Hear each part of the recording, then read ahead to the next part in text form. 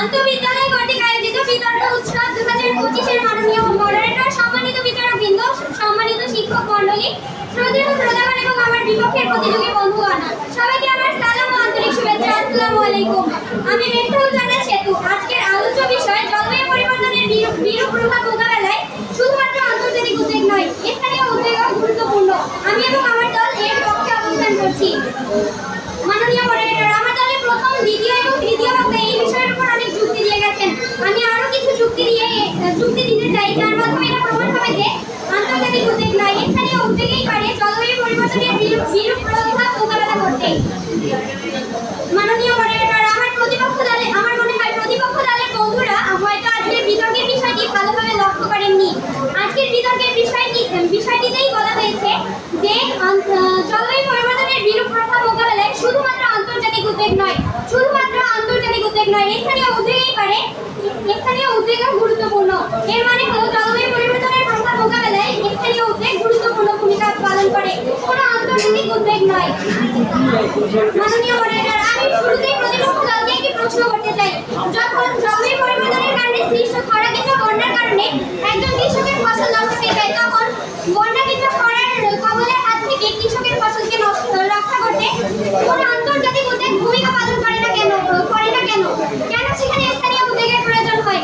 আমার মনে হয় প্রতিপক্ষ দলের বন্ধুরা এই ছোট্ট প্রশ্নের উত্তর দিতে গিয়ে তাদের মুখ বন্ধ হয়ে যাবে, তাদের যুক্তি এখানেই থেমে যাবে। মাননীয় মডারেটর, জলবায়ু পরিবর্তনের প্রভাব মোকাবেলায় যদি আন্তর্জাতিক উদ্যোগেই কার্যকর হতো, তাহলে কেন পিরোজপুরের স্থানীয় মানুষ বন্যা থেকে রক্ষা পেতে নিজেরাই বাঁধ মেরামত করছেন? কেন সিলেটের কৃষকেরা প্রাকৃতিক দুর্যোগ থেকে নিজেদের ফসলকে রক্ষা করার জন্য উঁচু করে মাছ তৈরি করছেন? তাহলে এখানে কোথায় গেল আন্তর্জাতিক উদ্যোগ, কোথায় গেল জাতীয় নীতিমালা? মাননীয় মডারেটর, চলুন একটি বাস্তব উদাহরণ দেওয়া যাক। খুলনা জেলার উপকূলীয় স্থানে তাসলিমা খাতুন খুব সুখে বসবাস করতেন। বন্যা এবং নদীভাঙনের কারণে তার বাড়িঘর ধ্বংস হয়ে যায়, ভেসে যায় তার স্বপ্নের সবজির বাগান। শুধু তাসলিমা খাতুন নয়, তার মতো আরো অনেক হাজারো কৃষক আছে যারা জলবায়ু পরিবর্তনের কারণে নিঃস্ব হয়ে যায়। মাননীয় মডারেটর, 2021 সালে স্থানীয় পর্যায়ে জিআইসি প্রকল্প তাসলিমার মতো মানুষদেরকে ক্লাইমেট ন্যাচারাল হিসেবে শনাক্ত করেছেন।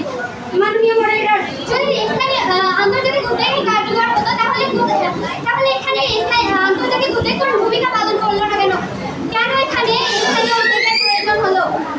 মাননীয় মডারেটর, ঢাকার কোনো লিখিত নীতিমালায় কিংবা আন্তর্জাতিক কোনো লিখিত প্রতিবেদনে থাকতে পারে যে আমরা সবুজ শহর চাই, কিন্তু সেটা বাস্তব রূপ দেয় স্থানীয় সিটি কর্পোরেশন, স্থানীয় কৃষি সম্প্রসারণ অধিদপ্তর, স্থানীয় ইউনিয়ন পরিষদ। তাই কেবল আন্তর্জাতিক উদ্যোগ নয়,